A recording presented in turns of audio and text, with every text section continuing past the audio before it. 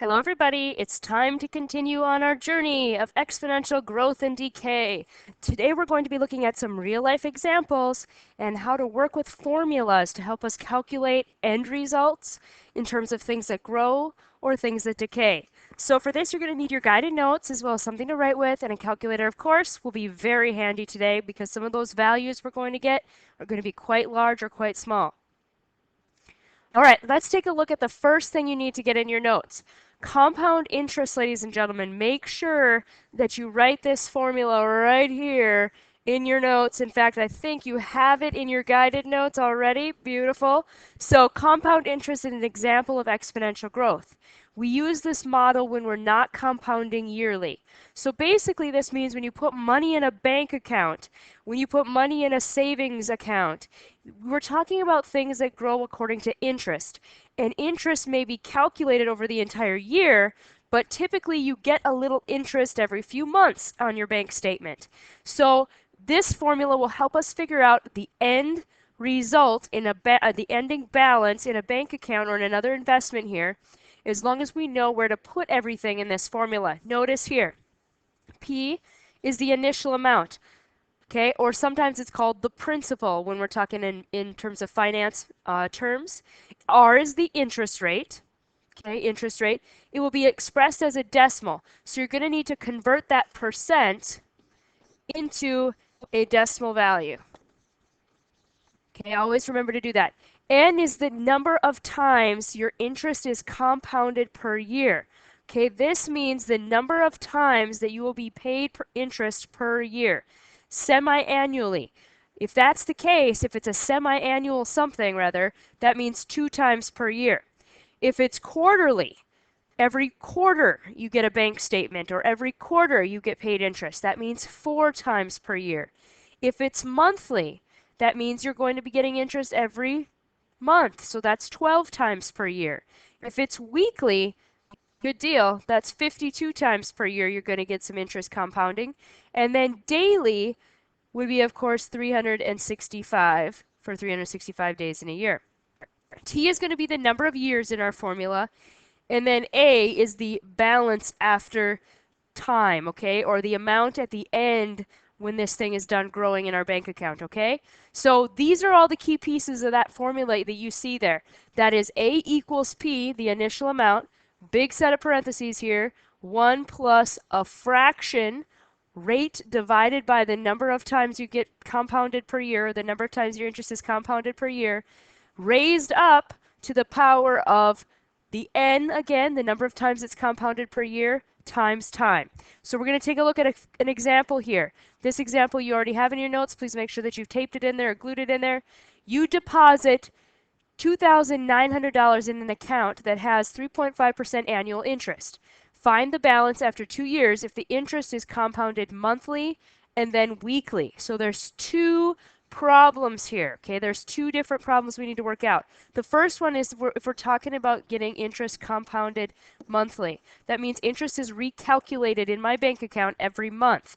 That means every month they look at my balance and they give me whatever percent they've promised, okay, over that 12-month period, that annual interest, they give me a percent and it changes my balance every month. Okay, so how do we calculate that? Let's use our formula that you have there.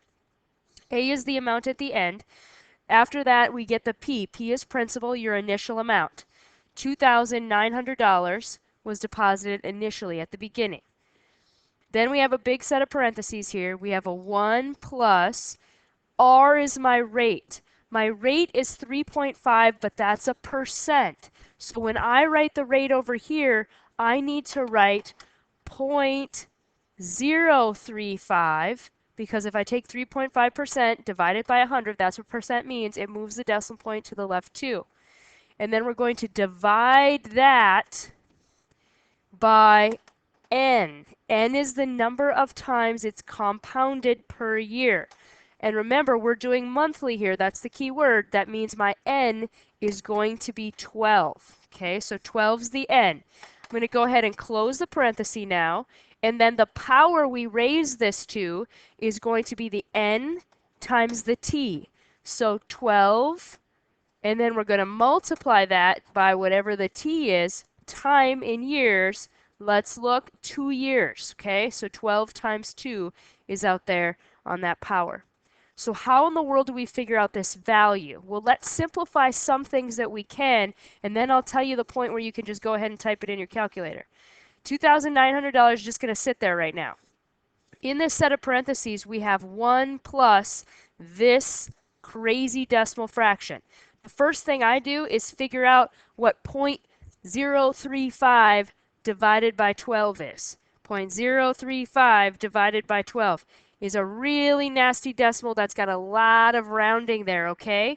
If we add 1 to that, I'm going to add 1 straight away in my calculator here, I get 1.002916667. Boy, there's a lot going on there, okay? There's a lot. And 12 times 2 is the power I need to take this thing to. That's 24. So here's what I do. I leave this whole big thing in my calculator and I raise it to that power because exponents come first.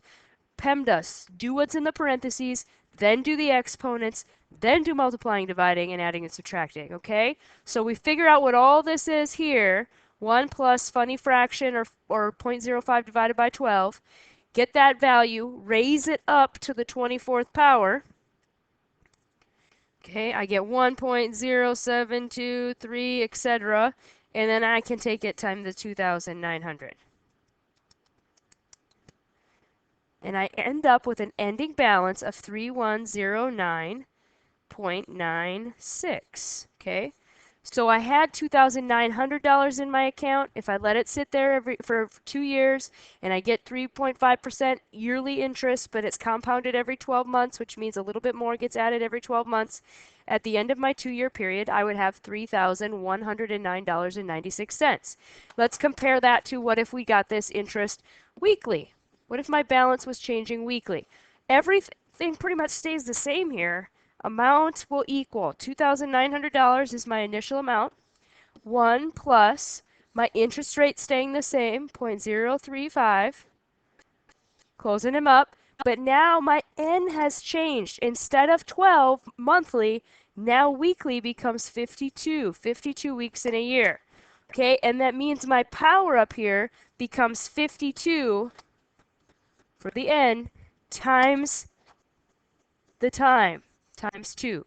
So now if we go ahead and calculate this, or start calculating from the parentheses here, the 2,900 is just going to hang out there.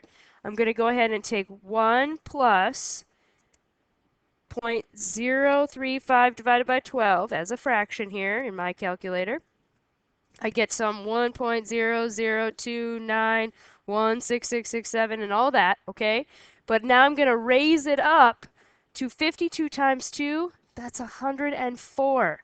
So this crazy number is going to get multiplied 104 times each other. Okay, so I'm going to raise it up to the 104th power and then take that number times my 2,900. That was 1.3537. Okay, and I'm going to multiply that by 2,900, and I end up with 3,925.93. So my ending balance in my account would be $3,925.93. So see how the compounding length, okay, weekly versus monthly, makes a big impact on that ending balance. Okay, so when you go to make investments, these are things a person should consider. Other things that grow in real life follow something called the exponential growth model. So bank accounts and compounding has its own formula, but here we're going to modify that formula a little bit, make it a little less complicated because we don't have to worry so much about compounding per month or per year. Same sort of idea. A, the little a right there in the front of the parentheses, like our P was before, that's the initial amount. So this is my start. R is the rate again as a decimal now. Remember, take that percent and turn them into a decimal. Divide them by 100 and move the decimal point over 2. And T is still the time. Now, in this formula, the 1 plus the R is called that growth factor. Remember when we were graphing? That 1 plus the R, that base that's raised to the power, tells me that things are growing. And how fast they're growing is determined by that base that's taken to the T power, like this formula says. So here's an example of just general exponential growth.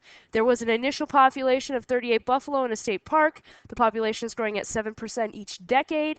Write an exponential growth model. That means write an equation. We have to write an exponential growth model and then estimate how many buffalo would be in the park after 70 years. So here we go. We're going to go ahead and write our growth model or our growth formula. It starts with y equals, y is just like the ending amount, okay? The initial amount then, a, 1 plus r, taken to the t power. That's my formula. Now we're just going to plug everything into it.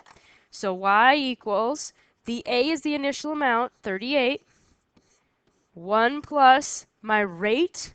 My rate is 7% each decade. Let's go ahead and write that as 0.07, that's 7% as a decimal, each decade. So when I look at my time, I'm going to leave that as a t. This is a formula that we can use to plug in our time values, okay? So this is the growth model that they asked for, right? An exponential growth model. A model is the same thing as like a formula that we can use. Estimate now how many buffalo are in the park after 70 years. So we're just going to take that t and now turn him into something that would represent 70 years. Now remember, we were growing at 7% each decade. That means that this is 7 decades. 70 years would be 7 decades. And now this one's pretty simple. It doesn't have all the fractions within fractions. So remember, start with the parentheses, add these together, raise it to the power. Okay, 1.07 raised up to the power of 7, then take it times the 38. Final answer, 61-ish, approximately 61 buffalo will be in that park after 70 years or 7 decades. Okay, lovely. And one more to add to our notes. The exponential decay. Just like things grow, sometimes things decay. Real life examples, notice the formula is pretty much the same, except right here. Instead of adding a rate, we are subtracting a rate. The 1 minus r, that thing in the parentheses, raised to the power, that's the decay factor now, because it's going to be less than 1. It's going to be decaying repeatedly, okay? So let's look at an example of exponential decay, one that we all will become very familiar with as you go out and purchase vehicles, okay? New car costs $25,000. The value of the car decreases by 23.5% each year. This is not unrealistic, ladies and gentlemen. Write an exponential decay model giving the car's value after t years, so write a formula with a t in it, and then estimate the value of the car after approximately 4 years. So here we go. Let's set this up. Y equals 25,000 is my initial amount. 1 minus now, because we're depreciating, going down in value. The percent is 23.5%. If I move that decimal place over 2, that's 0.235. Close it up, and we're going to put a t there, because the first thing it says, write an exponential decay model. This is the model with a t in it. It's like a formula. Now we can go ahead and change the t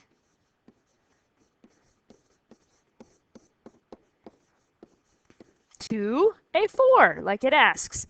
And then once again, remember, start in the parentheses here. We'll start with 1 minus 0.235. That's 0.765.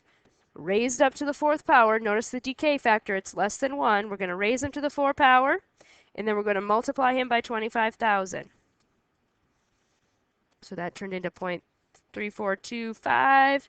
And then I'm going to take that times my 25,000. Final answer, $8,562.21. Not too unrealistic, ladies and gentlemen. When you buy new vehicles and things like this, when you buy a car and it depreciates in value, it depreciates the most in the first few years that you own it.